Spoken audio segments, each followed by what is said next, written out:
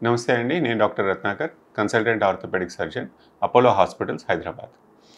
చాలామంది తరచుగా వినే పదం మోకాల్లో లిగమెంట్ ఇంజరీ అంటాం. ఈ లిగమెంట్ చాలా రకాలు ఉంటాయండి. లిగమెంట్ అంటే ఎక్కువగా మనకి మోకాల్లో జరిగేది ఏసీఎల్ అంటాం. ఈ ఏసీఎల్ అంటే ఏంటి అనంటే 2 బోన్స్‌ని పట్టుకొని ఉంచే లిగమెంట్‌ని ఏసీఎల్ అంటాం. ఈ ముందు భాగాన్ని ఏసీఎల్ అంటాం. వెనక భాగాన్ని పీసీఎల్ అంటాం.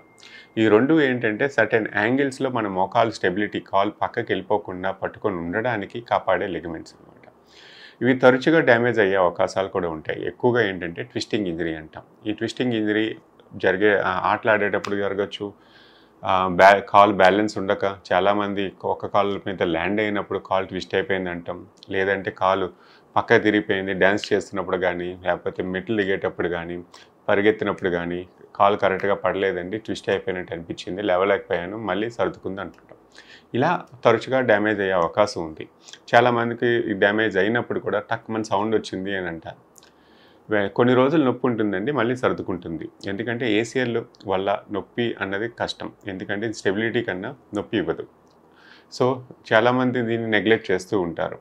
ఒక వయసు వారికి ఎక్కువగా జరిగేది ఇది యుక్త వయసులో, అంటే 20-40 సంవత్సరాలు లేదా 60-50 సంవత్సరాల లోపు వారికి ఎక్కువగా జరిగే అవకాశాలు ఉంటాయి. ఎందుకంటే ఎక్కువ స్పోర్ట్స్ పర్సన్ కానీ, ఎక్కువగా పరిగెత్తడం కానీ, ఎక్కువ హై యాక్టివిటీ ఉన్న వాళ్ళకి ఈ డ్యామేజ్ అయ్యే అవకాశాలు ఎక్కువ.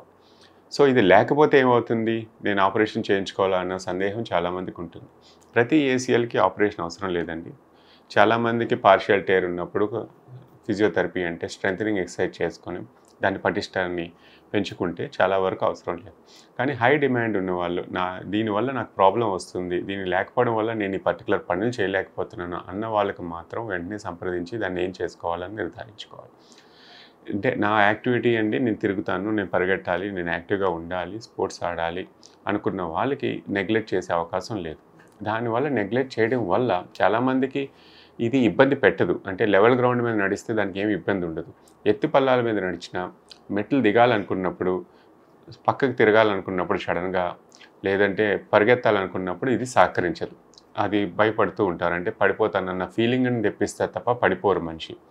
దీనివల్ల వాళ్ళ యాక్టివిటీస్‌ని తగ్గించుకొని నార్మల్‌గా ఉన్నాననుకుంటారు. కానీ ఎంతకాలం అలా చేయగలరు అన్నది కష్టం. చేయలేరు ఎక్కువ కాలం. నేను యాక్టివ్‌గా ఉండాలండి. ఎందుకంటే పోయిన లిగమెంట్ మళ్ళీ తిరిగి రాదు. కంప్లీట్ టేర్ అయితే ఆ లిగమెంట్ అనేది మళ్ళీ వాపస్ రావడం జరగదు.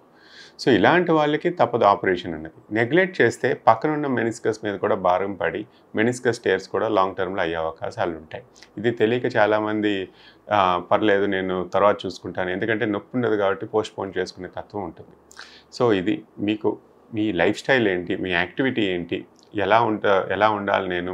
ఈ పని చేయలేకపోతున్నానా అన్న దాన్ని బట్టి ఆపరేషన్ చేయాలా లేదా అనే దాన్ని బట్టి ఉంటుంది. నాకేమీ అవసరం లేదండి, నేను నార్మల్ లైఫ్ స్టైలే, నాకు ఇది పెద్ద పరిగెత్తేది లేదు, ఏమీ లేదు. లిగమెంట్ టేర్ వల్ల వాళ్ళకి ఇబ్బందులు కూడా ఉండవు.